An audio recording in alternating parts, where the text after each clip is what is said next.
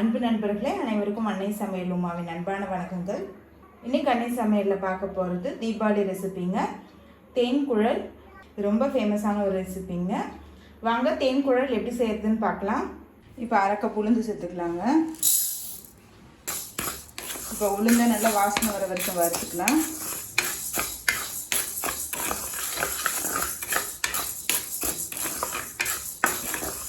நான் 2 கப் அரிசி மாவு எடுத்துருக்கேங்க. அதனால் அரை கப் உளுந்து சேர்க்குறேன். நீங்கள் 1 கப் அரிசி மாவு எடுத்தீங்கன்னா 1/4 கப் உளுந்து சேர்த்துக்கோங்க. ஸ்லோலே வச்சு வறுத்துக்கோங்க. இப்போ உளுந்து நல்லா வாசனை வர வரைக்கும் வறுத்தாச்சுங்க. இப்போ இது கொஞ்சம் நேரம் ஆறின பிறகு நம்ம மிக்சியில் அரைச்சிக்கலாம். இப்போ உளுந்து அரைச்சாச்சு, நம்ம இதை சலிச்சுக்கலாம்.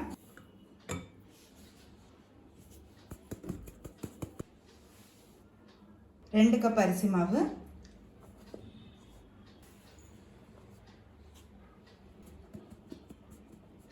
2 டீஸ்பூன் எள்ளு, கொஞ்சம் பெருங்காயம், தேவையான அளவு உப்பு. இப்போ எல்லாத்தையும் மிக்ஸ் பண்ணிக்கலாங்க.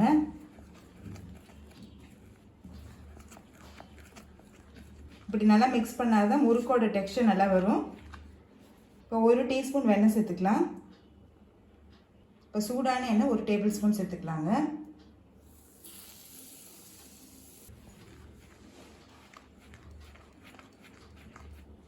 இப்போ இந்த கட்டியாக இருக்கிறதெல்லாம் கையாலே நல்லா உடச்சி விட்டுருங்க.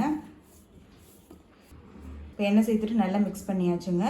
இப்போ மாவை கையில் பிடிச்சிங்கன்னா இப்படி இருக்கணும். அந்த அளவுக்கு தான் எண்ணெய் சேர்க்கணும். ரொம்ப எண்ணெய் சேர்த்தனா முறுக்கு எண்ணெய் குடித்த மாதிரி ஆகிடுங்க.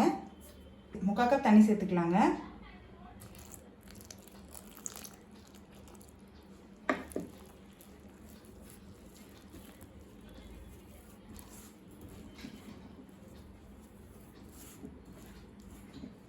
இன்னொரு 1/2 கப் தண்ணி சேர்த்துக்கலாம்.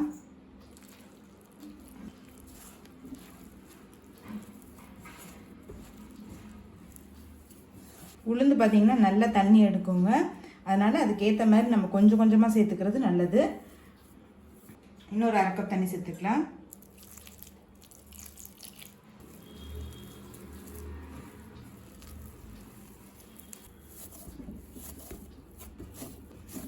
மாவு எந்த அளவுக்கு சாஃப்டாக செய்கிறோமோ அந்த அளவுக்கு முறுக்கு பிழியறது ஈஸியாக இருக்குங்க. முறுக்கும் பார்த்தீங்கன்னா கிறிஸ்பியாக வரும். மாவு ஹார்டாக இருந்ததுன்னா முறுக்கு ஹார்டாக வருங்க. மாவு பாருங்கள், இது மாதிரி நல்லா சாஃப்டாக பிசைஞ்சுக்கோங்க.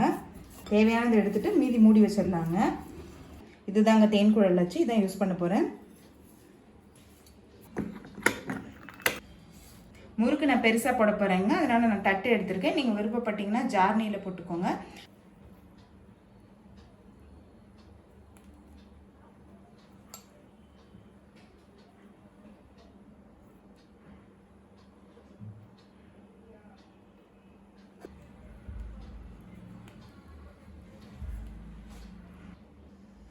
இப்போ இது எண்ணெயில் போட்டு பொரிக்க ஆரம்பிச்சிடலாம்.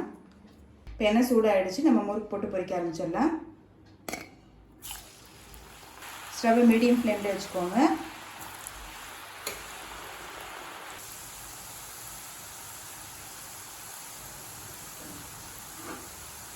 முறுக்கை திருப்பிக்கிட்டே இருங்க.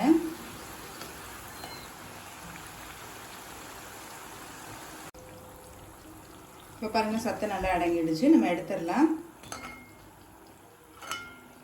தேன்குழல் ரெடி ஆயிடுச்சுங்க. சர்வ் பண்ணிடலாம்.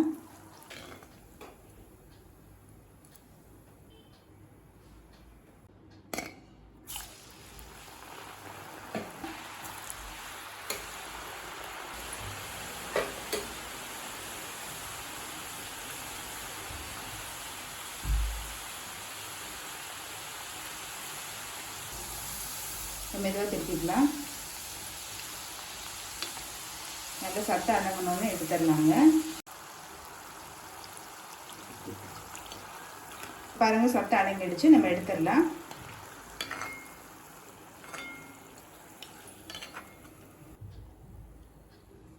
இப்போ சுவையான தேன்குழல் ரெடி ஆயிடுச்சுங்க. ரெசிபியை ட்ரை பண்ணி பாருங்கள், கண்டிப்பாக உங்களுக்கே பிடிக்கும். ரெசிபி பிடிச்சிருந்ததுன்னா வீடியோவை லைக் பண்ணுங்கள், கமெண்ட் பண்ணுங்கள், ஷேர் பண்ணுங்கள். இது வரைக்கும் அன்னை சமையல் சேனலை சப்ஸ்கிரைப் பண்ணுறேன்னா சப்ஸ்கிரைப் பண்ணுங்கள். தேங்க்யூ.